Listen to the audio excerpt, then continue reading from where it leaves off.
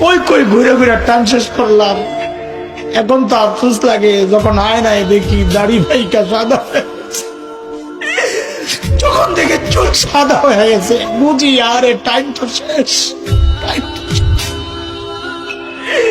Doctor এসে বলবে যে কোনো মুহূর্তে। আমি কি করলাম? আরে ভাই, কে আমাকে আপনাকে গ্যারান্টি দিল যে আমাদের মৃত্যুর যন্ত্রণা হবে না? ওবার তো গ্যারান্টি পাওয়া মানুষ।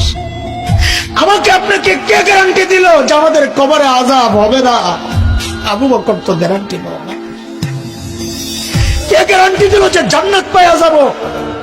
ওমর তো গ্যারান্টি পাওয়া মানুষ। ওমরও ফিল জান্নাত। কেন এত উদাসীন হয়ে গেলাম?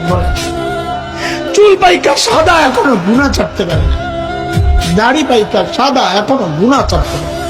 কবে ছাড়বেন? ও বাপ, কবে ছাড়বেন গুনাহ বলেন? ও যুবক, ও ভাই আমার, আয় কাছে আয়, তোর পাও গুলা দে, আমি একটু হাত চালা একটু বইলা যাই। গুনাহ ছাড়। হাবে যাবে জায়গায় টাইম পাস না করে মালিককে টাইম দে। তুই ভাবিস না বুড়া হবি, আমল করবি, ভালো হয়ে যাবে, সেই সুযোগ তুই পাবি। আরে মৃত্যু বলে কয়ে আসবে না রে ভাই। কে জানে এই মজলিসও এমন মানুষ আছে যার কাপড়ের কাপড় দোকানে চলে আসছে। এমন তো হইতে পারে কাকে খবর পাইতে পারেন বয়ান করে গেল মাওলানা হাসান জামিল তো দুনিয়ায় না।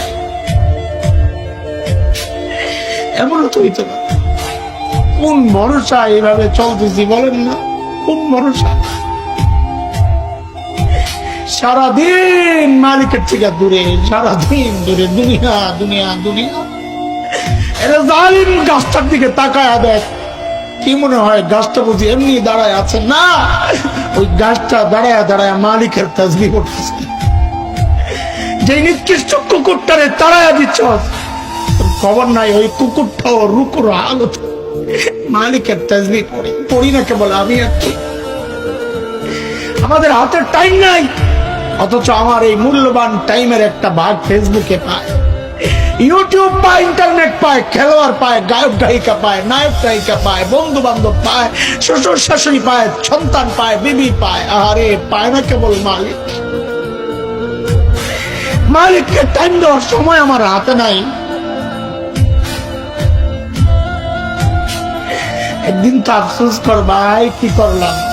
ইয়া লাইতানি কদ্দামতু লিহায়াতি, ইয়া লাইতানি। হায়, এই জীবনের জন্য যদি কিছু পাঠাইতাম। এই দেখ আমার দিকে তাকা, আমি তো এখন আফসোস করি। আরে যৌবনের 32টা বছর শেষ করলাম। আরে কি করলাম? প্রতিদিন যদি একবার করে সুবহানাল্লাহ পড়তাম তো আমল নামায় কতগুলো সুবহানাল্লাহ জমা হতো। আরে 2 রাকাত করে নফল নামাজ যদি পড়তাম তো আমল নামায় কতগুলো নফল নামাজ জমা হতো। কি করলাম?